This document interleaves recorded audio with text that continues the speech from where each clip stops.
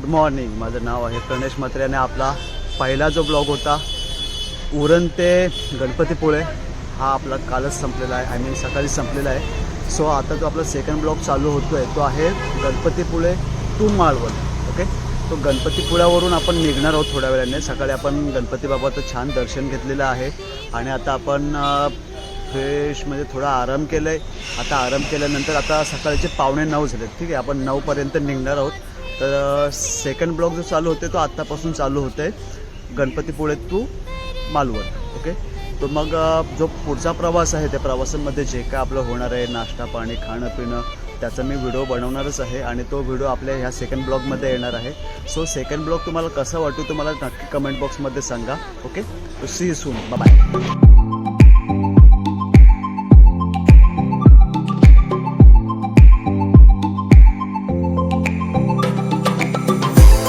तर आता आपण गणपतीपुळ्यावरून निघतोय मालवणसाठी. ठीक आहे, आपली गाडी वगैरे रेडी आहे. सगळे सामान वगैरे आतमध्ये गाडीमध्ये टाकून घेतले आपण.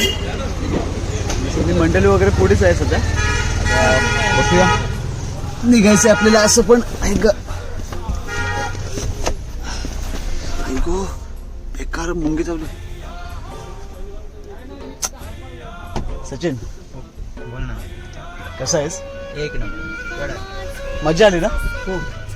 खूप जास्त मजा आली. लोकांना सगळे एन्जॉय करतायत. बरं वाटलं. मजा पाहिजे ना. पाहिजे हो, मजा पाहिजे. आता इथून मालवणला निघतोय आम्ही. कोणत्या बीचला झालो आपण? देवबाग बीचला. हां, देवबाग बीचला आता निघतोय आम्ही. मध्ये काही स्टॉप्स वगैरे असतील जसं की आपला नाश्ता पाणी थोडं जेवण वगैरे थोडं मध्ये असं मध्ये थांबणारच आहोत आम्ही. मध्ये जेवण पाणी वगैरे करू आणि काही जर बीच वगैरे मध्ये लागत आहेत तर थोडं तिथे पण थांबू. थोडे तिथे सुद्धा एन्जॉय करायची आपल्याला. एन्जॉय केल्यानंतर मग आपण डायरेक्टली देवबागला पोहोचणार. देवबाग तारकर्ली बीच. मग तिकडे आपली राहायची सोय वगैरे झालेली आहे 4 दिवसाची. मग रूमवरती जाऊन फ्रेश वगैरे व्हायचं आपल्याला. नंतर मग खाणं पिणं आणि मग रात्रीचं जेवणाचं वगैरे करायचं. कारण तिकडे प्रवास जो आहे जवळपास 5 ते 6 तासाचा प्रवास आहे आपला. ठीक आहे, तर मग 5 ते 6 तासाचा प्रवास करून आपल्याला पुढे जायचं आहे आता.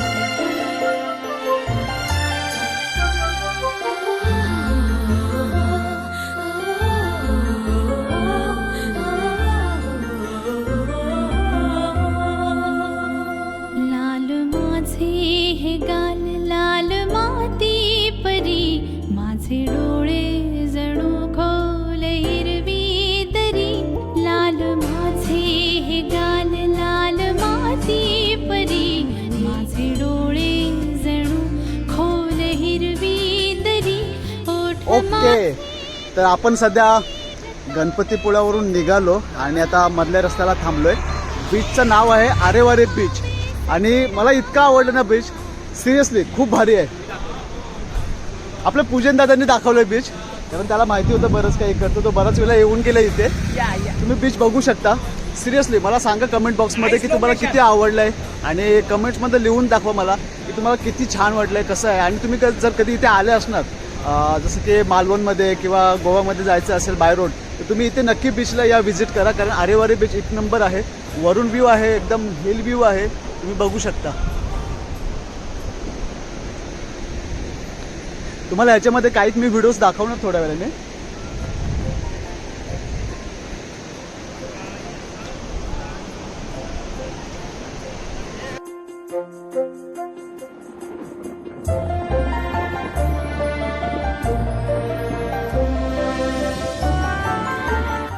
काढ काढ हेल काढ. काय घाई नाही घाई नाही. घाई नाही. चिल एकदम चिल. ते रिओ एजंट टाकला असं माझा चिल. रिओचा बॉक्स काय येत चिल. रोहित पूजन सम्या व्हिडिओ आहे घेतो ना. हा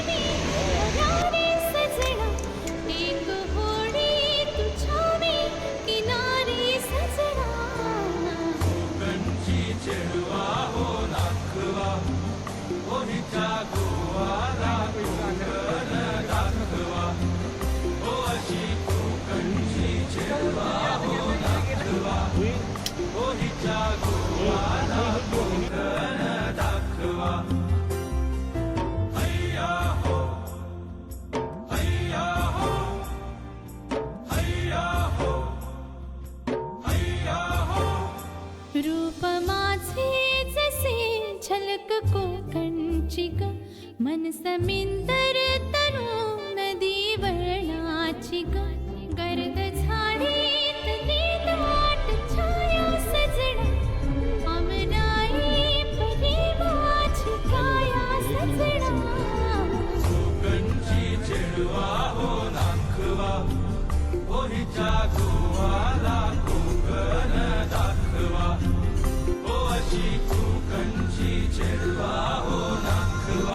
नमस्कार. तर आपण सकाळी मालवणवरून निघालो, आरेवारे बीच करत रत्नागिरीमध्ये एंटर झालो. ठीक आहे. आता रत्नागिरीमध्ये आहे ना एक पावस नावाचं गाव आहे. ओके. तर पावस नावाच्या गावामध्ये एक छानसं मंदिर आहे, आपले श्री स्वामी स्वरूपानंद समाधी भक्त मंदिर. ठीक आहे. तर तिकडे आपण आलेलो आहोत. एवढं छान आणि शांतता इकडे राखली आहे खूप. म्हणजे इथे मंदिरामध्ये समाधी आहे स्वरूपानंदांची आणि विठू माऊलींची मूर्तीसुद्धा आहे. तिकडे आम्ही दर्शन वगैरे घेऊन निघालो. आता थोडा वेळ इथे थांबणार आहोत. थांबल्यानंतर मग थोडा नाश्ता वगैरे करून मग पुढचा प्रवास करणार आहोत. तुम्हाला मी व्हिडिओमध्ये दाखवणारच आहे की इथे जो काय आजूबाजूचा परिसर वगैरे आहे आणि मंदिर वगैरे आहेत, अगदी म्हणजे छान आहे. खूप शांतता वगैरे, सावली आहे, प्लस इथे नारळीची झाडं वगैरे खूप सारे आहेत. छान होते मला. तुम्ही फक्त व्हिडिओमध्ये कंटिन्यू राहा. आपण भेटूया लवकरच. बाय.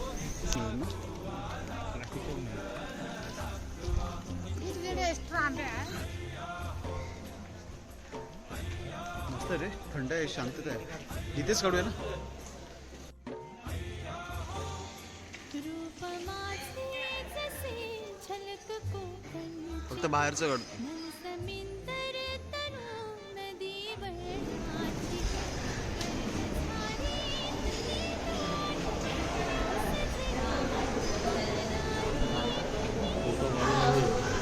असं दिलंय.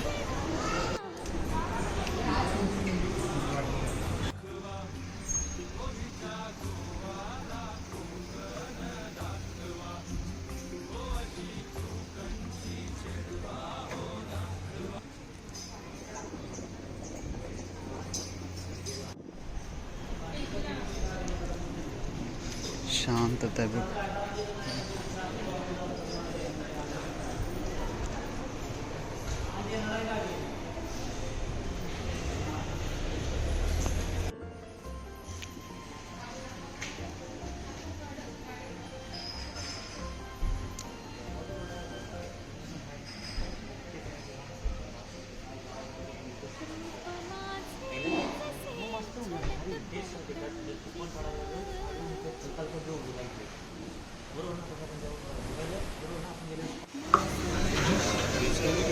ट्राय कर.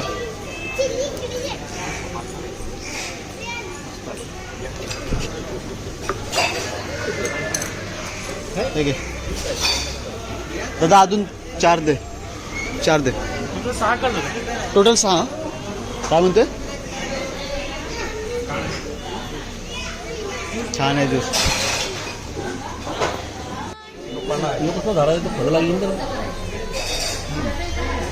छान आहे.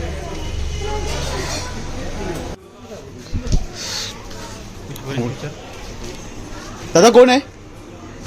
कसे आहेत? हे 600 आणि हे 500. हे वाले 500 आहेत. हे 500 आहेत आणि हे 600 रुपये डझन. हे काय करतं नको ना? 600 आणि 500 बोलतात डझन.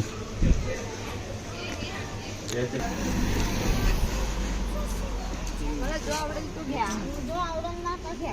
हा भरून पाहिजे तर हा घ्या. 300 रुपये देते का? 300 दे का? 350 बोललो का? 350 अडीचला दादा आंबा आहे तो.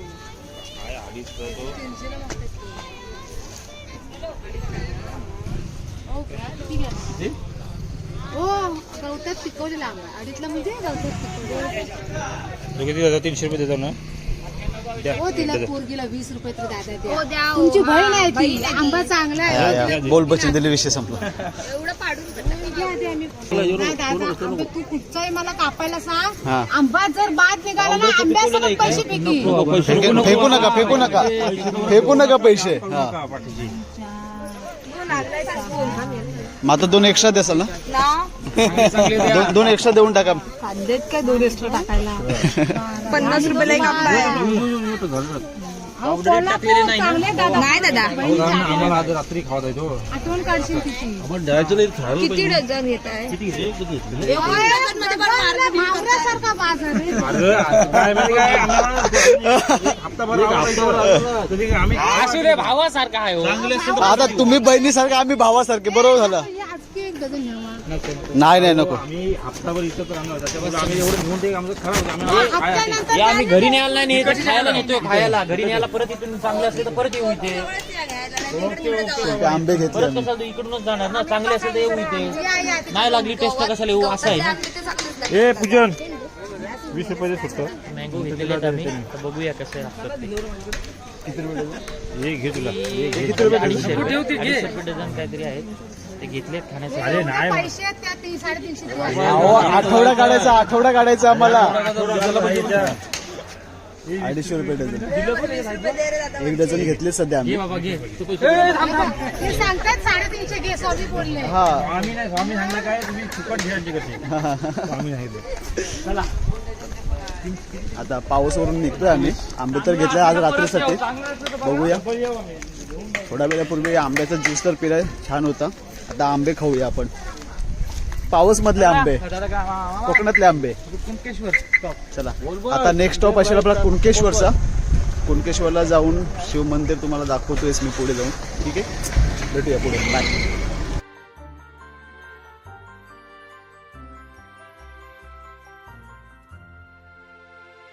काय सांगू तुला काय वाटे मना सावळ्यांसारख्या माझ्या खाणा खुणा.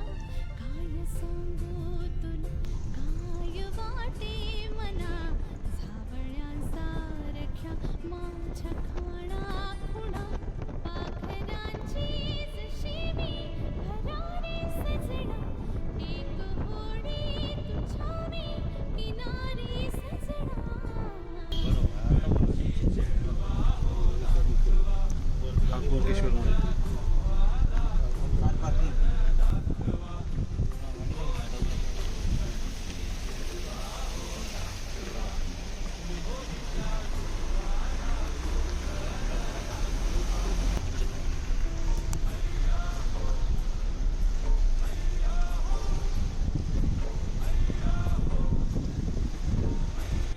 ओके, तर आपण आता कुणकेश्वर मंदिराकडे पोहोचलेलो आहे.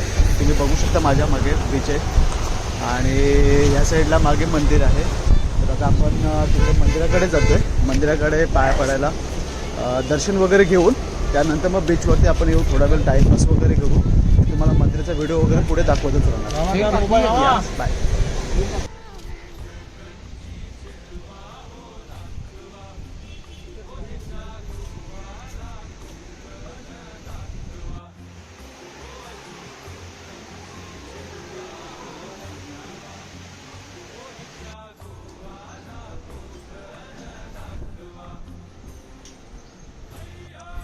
ओके, तर फायनली आपण मंदिराच्या आतमध्ये पोहोचलो आहे.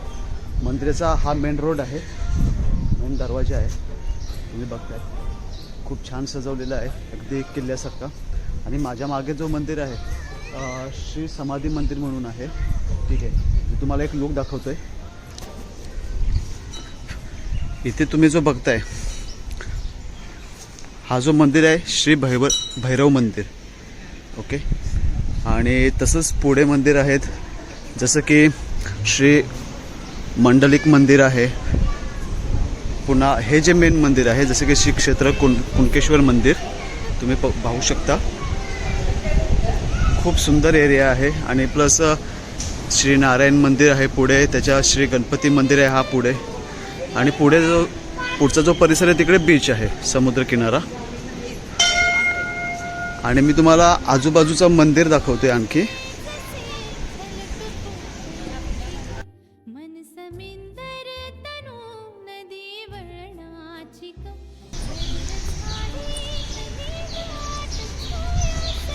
बघा किती सुंदर मंदिर आहे. आजूबाजूचा परिसर आणि ह्याचं बांधकाम वगैरे खूप सुंदर आहे. आणि समोर जो मंदिर आहे श्री देवी जोगेश्वरी मंदिर आहे आपल्या, खूप सुंदर आहे.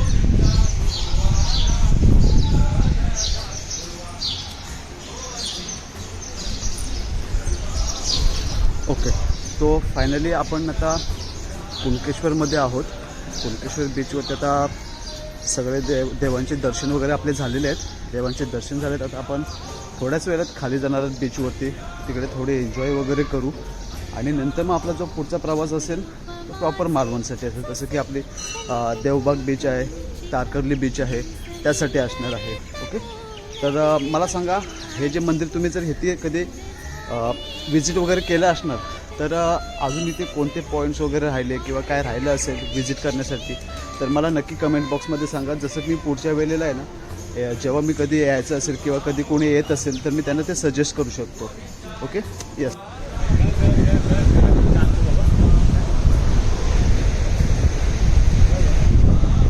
सुंदर बीच आहे. आपल्या मागे कुणकेश्वराचं मंदिर आहे. खूप छान आहे. त्याची जी कला आहे, कलाकृती जी त्याच्यावरती जी कोरलेली आहे सुंदर अशी कोरलेली आहे. आणि मागे तुम्ही बघू शकताय एक सुंदर आणि अफाट असा समुद्र किनारा आहे.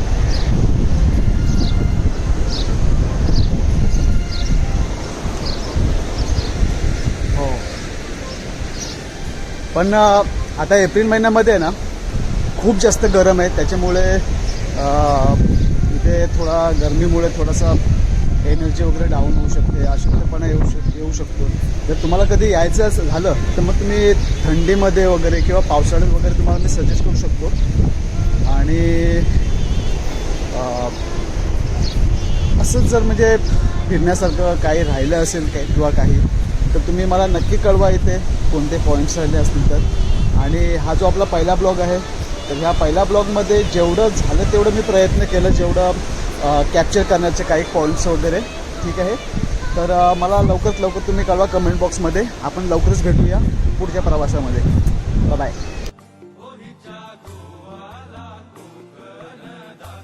ओके. तर आता आपण मालवण बीचला पोचलेलो आहे. मालवणला पोचलो आहे ॲक्च्युली. माझ्या मागे तुम्हाला तिकीट काउंटर दिसतंय. सिंधुदुर्ग किल्ला आहे. आता मालवण बीचला आहोत आपण. आपले जे मित्रमंडळी आहेत ते आपले रात्रीला जेवणासाठी भाजीपाला वगैरे सगळं घ्यायला गेलेत. फ्रूट्स वगैरे काय खाय प्यायचं असेल तर. आणि मी तुम्हाला दाखवतोच. बघा तुम्ही, हा सिंधुदुर्ग किल्ला आहे. इथून तिकीट काढून ते बोटीने नेतात सिंधुदुर्ग किल्ल्यावरती. एक छानसा बीच आहे, सुंदर. इथे मच्छी मार्केट वगैरे भरला जातो संध्याकाळच्या वेळेला. तर थोड्या वेळाने 5 वाजता मच्छी मार्केट भरणार आहे. 5 वाजता मच्छी मार्केट भरल्यानंतर आम्ही मच्छी वगैरे घेऊन जाणार आहोत आणि नंतर मग डायरेक्ट रूमवरती जाऊ आम्ही तारकर्ली बीचला, देवबागमध्ये. ओके.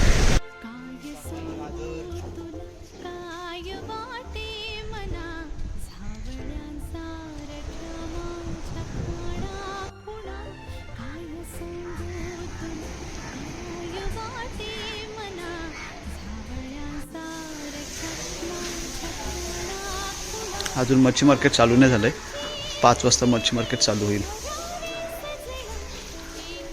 ताजी मच्छी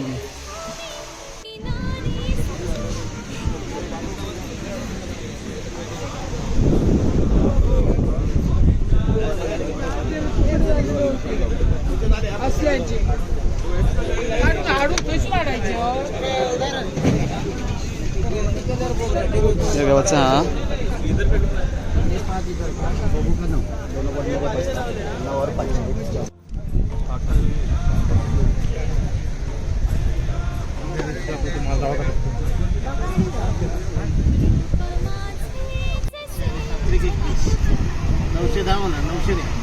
नऊशे नको.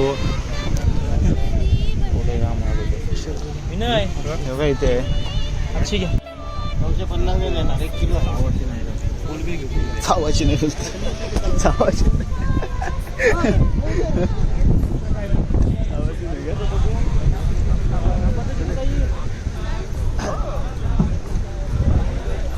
40 रुपये कापायचे घेतो. पैसे राहिलं मावशी होती कामाचं काम करू पैसे घालत. हा. अकाउंटंट मावशी, तुम्हाला अकाउंटंट भेटला बघा आमचा मामा. मावशी मार्केट रोजचं असतं यो? सकाळ संध्याकाळ मार्केट असतो का? सकाळी 7ला. हां. संध्याकाळी 5 वाजता 4 वाजता व्हायचं पहिलं चालू. आता उन्हामुळे उशिरा केलंय. टायमिंग हां. अच्छा ठीक आहे.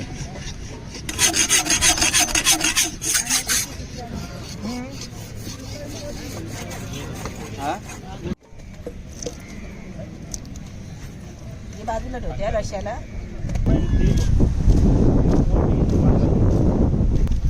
सगळे पोरं थकलेत, सगळ्यांची वाट लागली आहे.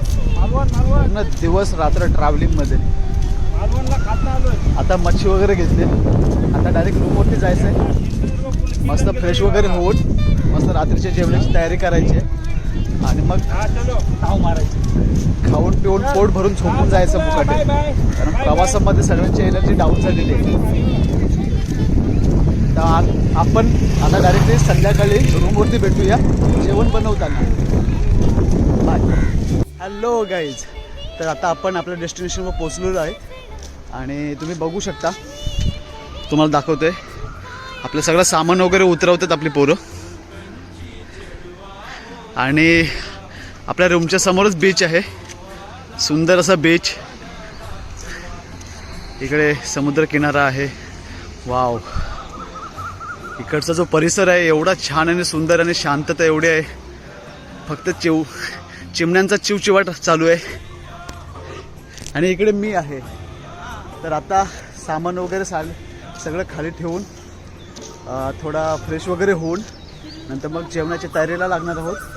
जेवणाची तयारी वगैरे झाली की नंतर मग थोडा आराम करू, जेवण वगैरे बनवू आणि जेवण वगैरे बनवून झालं की थोडं बीचवरती जाऊ, बीचवरती थोडी एन्जॉय करू आणि नंतर मग जेवण वगैरे मस्त मजा करू. ओके, तर बाकीचा जो काही जेवण बनवायचा व्हिडिओ वगैरे असेल मी थोड्या वेळाने तुम्हाला दाखवतो मी. Okay, bye.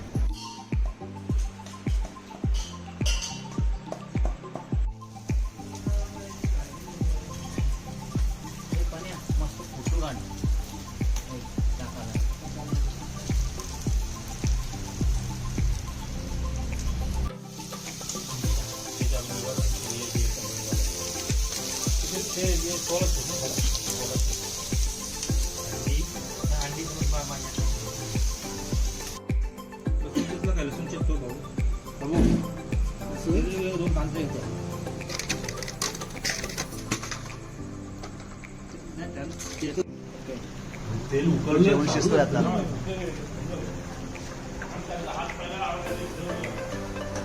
आपण जसं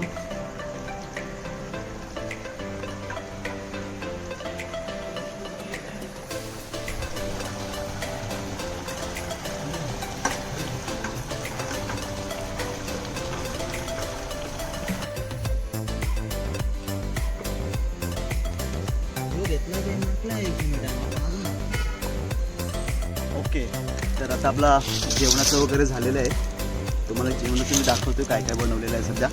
आता आम्ही आपला जो रूम आहे रूमच्या टेरेसवरती आपण आलो आहे सध्या. रूमच्या टेरेसवरतीच आपलं जेवायचं वगैरे लाईट वगैरे आता सध्या लावलेली आहे. तर रूमच्या टेरेसवरतीच आपण जेवणार आहोत आणि नंतर मग जेवण वगैरे थोडा वेळ बीचवरती जाणार आहोत आणि बीचवरती एन्जॉय करून मग घरी येऊन आराम करायचे, कारण सगळे खूप थकलेले आहेत. तर मी तुम्हाला डिश दाखवतो काय काय बनवलेली आहे. आता मी हे सुरमई फ्राय, हे कोळंबी फ्राय, ही कोळंबी ग्रेव्ही. मला सांगा तुम्हाला कशी वाटते, ही आहे की नाही टेस्टी. जर तुम्हाला आवडलं असेल मला कमेंट बॉक्समध्ये नक्की कळवा. ओके, आणि आजचा जो ब्लॉग आहे मी इथेच एंड करतोय. आपण भेटूया थर्ड ब्लॉगमध्ये. बाय.